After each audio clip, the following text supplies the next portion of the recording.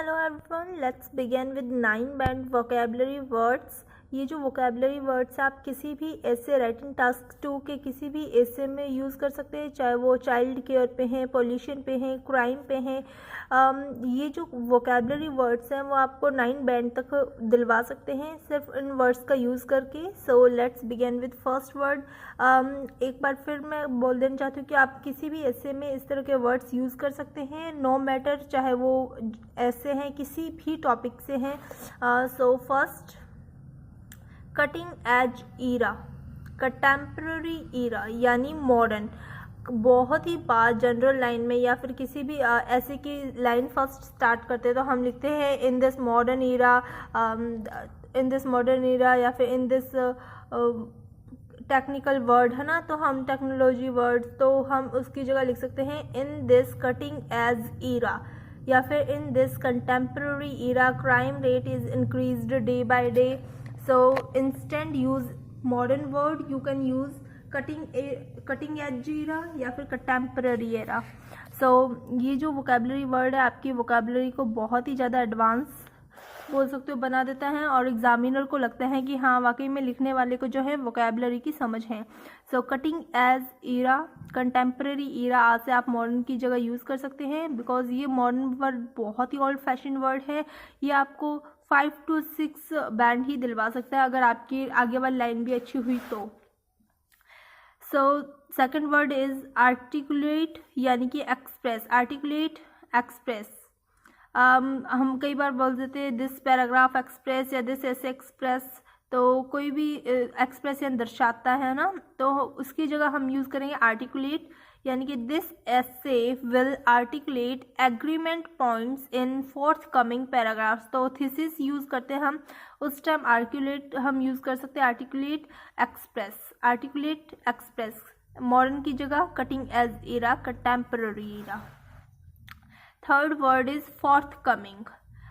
जैसे कि सेकंड वाले की एग्जांपल पे मैंने आपको ये वर्ड का यूज़ करके दिखाया, दिस ऐसे will articulate agreement points in forthcoming paragraphs. Upcoming यानी आने वाले, फोर्थ कमिंग यानी भी आने वाले, पर ये जो है यही डिफरेंस है 5 और 9 बैंड के वोकेबलरी में। So despite use instead use upcoming, you can use forthcoming.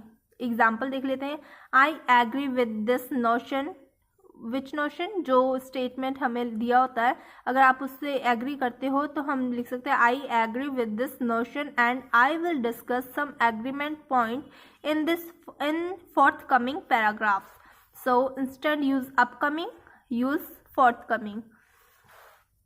So fourth word is commence, commence यानी बिगैन, स्टार्ट करना, कमेंस बिगैन स्टार्ट करना। सो हम कहते हैं to begin with, to start with. कोई भी हमें एग्रीमेंट पॉइंट या स्टार्ट करते हैं या फिर किसी भी चीज़ की शुरुआत PP1 की हम स्टार्टिंग करते तो हम लिखते हैं to begin with, start with. So instead use begin और start, you can use commence। Example, to commence with the agreement points of this notion is that this okay, to commence with the agreement, अगर agreement में है तो हमें to commence with यानी कि मैं पहले इनके agreement के agree views के बारे में बात करूँगी। So fifth point is predominant। Spelling भी आप नोट डाउन कर लीजिए बिकॉज स्पेलिंग भी उतनी ही मैटर करती है जितनी वोकैबुलरी वर्ड्स। प्रीडोमिनेंट यानी मैन या कॉमन, जो रीज़न होते हैं, या फिर हम बोल सकते हैं कोई भी प्रीडोमिनेंट का मतलब आप यूँ लगा लीजिए कि एक जो मेन फीचर है, कोई भी एक, जैसे क्राइम का हमने ऊपर एग्जांपल लिया था, तो क्राइम की जो मेन रीज़न है वो क्या है, सो प्रीडोमिनेंट रीज़न। सो एग्जांपल की तरफ देख के आप अच्छी तरह से समझ जाएंगे। प्रीडोमिनेंट यानी main, common.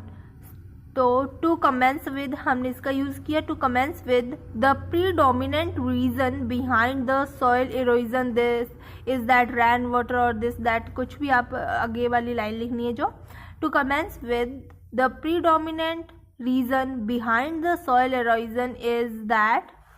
So I think कि आपको एग्जाम्पल के थ्रू काफ़ी अच्छी तरह से वोकैबुलरी वर्ड समझ आ जाएंगे।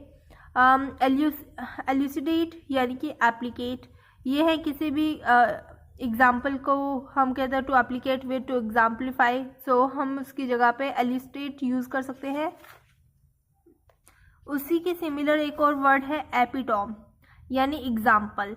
कई बार हम PP1 या PP2 में हम काफ़ी अच्छा एक्सप्लेन करना होता है, काफ़ी अच्छी वोकेबलरी वगैरह दर्शा के आगे वाली हम जो वोकेबलरी पढ़ के हटे वो सारी इंट्रो या फिर PP1 में हम यूज़ कर सकते हैं। और ये जो है लास्ट में जब हम एग्जाम्पल देते हैं तो हम don't use for example, use to epitome. ये भी इसी में डिफरेंस है। 5 to 7, 5 to 9, 8 to 9, ये आप लोगों की वोकेबलरी इन्हेंस कर देता है band. So don't use example for example, use to epitome. 8th vocabulary word है aforementioned। aforementioned यानी mentioned before और mentioned above in a paragraph। aforementioned जैसे PP1 में आपने किसी का एग्रीमेंट दे दिया और आपने अपना व्यू भी लिखना है, एग्रीमेंट डिसएग्रीमेंट के PP1 PP2 बना दिया और आपने ओवरऑल करके अपना व्यू लिखना है, तो व्यू में आप यूँ लिख सकते हो aforementioned, aforementioned I am agree with this। So example देख लीजिए। जो भी चीज़ आपने पहले से मेंशन की हुई है सो उसको वापस लिखने से पहले आप लिख सकते हैं aforementioned। एग्जाम्पल है considering some viewpoints in favour of aforementioned paragraph. Considering some viewpoints in favour of, अच्छा ठीक है, कुछ पॉइंट्स देने हों कि जैसे आपने क्राइम के रिलेटेड कोई एक एग्जाम्पल दे दिया या फिर कोई एक पॉइंट दे दिया तो उसी से रिलेटेड कुछ और पॉइंट लिखना हो तो आप aforementioned लिख सकते हैं। सो 9th vocabulary word is precise. Precise बहुत ही ज़्यादा टेस्टफुल वर्ड है, काफ़ी ज़्यादा कम लोग यूज़ करते हैं तो एग्जामिनर को बहुत ही ज़्यादा इम्प्रेस कर सकते हैं ये वर्ड। प्रिसाइज यानी एक्यूरेट, एग्जैक्ट, सही। प्रिसाइज यानी accurate, exact. Example first of all देख लेते हैं, यूज्ड एज अ कनेक्टर। इस वर्ड को आपने यूज करना है as a connector for giving explanation of task statement of body paragraph. आपने जो टास्क में स्टेटमेंट दी गई हैं उसकी बॉडी पैराग्राफ बनाते समय से एज अ कनेक्टर यूज करना है। इन अदर वर्ड्स आप देख सकते हैं तो ये आपने कोई पॉइंट दे दिया और उसे अच्छी तरह से समझाना है तो आप कह सकते हैं टू प्रिसाइज विद या टू एक्सप्लेन इट। किसी भी चीज़ को अच्छी तरह से एक्सप्लेन करना हो तब हम उसे कहेंगे प्रिसाइज लगाने के लिए to be more precise. To be more precise यानी आप उसे अच्छी तरह से एक्सप्लेन कीजिए। टू एक्सप्लेन इट की बजाय आप यूज़ कर सकते हैं टू बी मोर प्रिसाइज, या फिर इन अदर वर्ड्स की जगह आप यूज़ कर सकते हैं to be more precise. I hope you understand it. So last but not the least word is recapitulate. Recapitulate यानी कि रिकेप।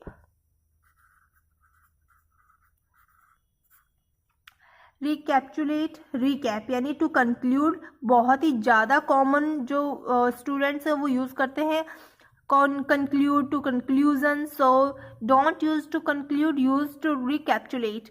इससे काफ़ी ज़्यादा, बहुत ही ज़्यादा अच्छा प्रभाव पड़ता है एग्जामिनर पे। और आपकी जो वोकेबलरी वर्ड्स, आप ये 10 जो वोकेबलरी वर्ड्स आप किसी भी ऐसे में यूज़ कर सकते हैं और ये 10 के 10 यूँ नहीं है कि आप किसी भी ऐसे में यूज़ नहीं कर सकते हैं।